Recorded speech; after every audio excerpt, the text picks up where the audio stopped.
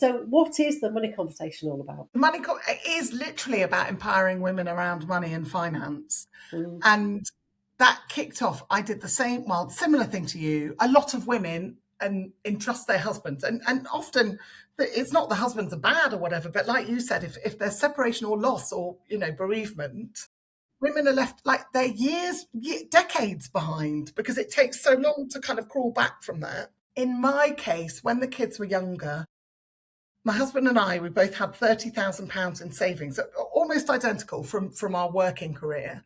And at that point, we've got 2 children. And I said, what are we going to do? We need to make sure that we've got this pot of money. Like, it was a sort of safeguarding in my mind that we had children and we now needed money, not pension, just to be okay or to look after our children. And he said, well, we should put it in a stocks and shares ISA. And I remember the conversation. And I was like, what? I'm not doing that. It's too risky. I said, that's just so risky. You can risk your money if you want. I'm going to put mine in a cash ISA. And I was really sanctimonious about it. I remember I was really proud of myself. Anyway, for the next sort of 10 years, I was still really proud of myself. Every time I had money, I'd squirrel it away. I would put it into my stocks and shares ISA. I would save. I was doing everything I could. When Martin Lewis would announce a new interest rate somewhere else in a stock, I'd move it. I'd do all the form filling and move it across and do all of that. And then a couple of years ago, I wanted to do this project. And I said to my husband, right, it's time. We've built up some savings. We've got some money. We've got a job. We, own a significant portion of our house. I can spend that money now. I can use that money to do something else and do good. And I'd asked him a couple of times over the years, and he'd said, oh, I don't really know how much it is, or maybe he'd answered me and maybe I wasn't paying attention. And we went to look at the money, and he had not added a penny to his stocks and shares ISA. And his was £207,000, and mine was 107. And honestly, Rachel, it made me so upset. And I was just like, that's ridiculous. Number one, I was like, why didn't you tell me? And possibly he tried to. Possibly we wouldn't still be married. But also the language around it. Women, we have fear and shame and judgment, around it, thinking, oh, I'm too stupid to even ask the question. Yes.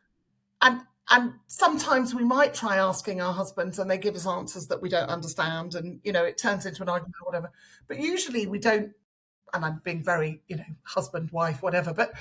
And it kind of brought about in me. I was like, I've got to tell everybody about this. I've got to tell people how easy it is. Because once you unpick it, so I was like, right, I'm going to park that. I went on, did another project for a couple of years. And then I was like, right, now I'm coming back to this. And actually, the money conversation has been going for a year. So over that time, I've learned more and more and more, but clearly. And I started my own stocks and shares ISA just trying to think. Well, I started the first one in one account. I've got 2 because as we've gone through the money conversation, I find out new platforms that you can use to invest. But it's like the one that I opened up a year ago is about 28% up. In the money, you'd never get that in savings. You wouldn't get that in a savings account. There isn't a savings account. And yes, it is. I am loath to say it's not risky because it is risky. It's risky particularly now, and I always have to say this to people, there is a good chance that the market will now go down. So when you're investing in the market, and every 10 years the market takes a significant drop and we're due one. We are due one. But nobody has a crystal ball. Nobody understands how it will go up and down. When he who shall not be named, who's the president of the US, announced his tariffs, it dropped by 20%.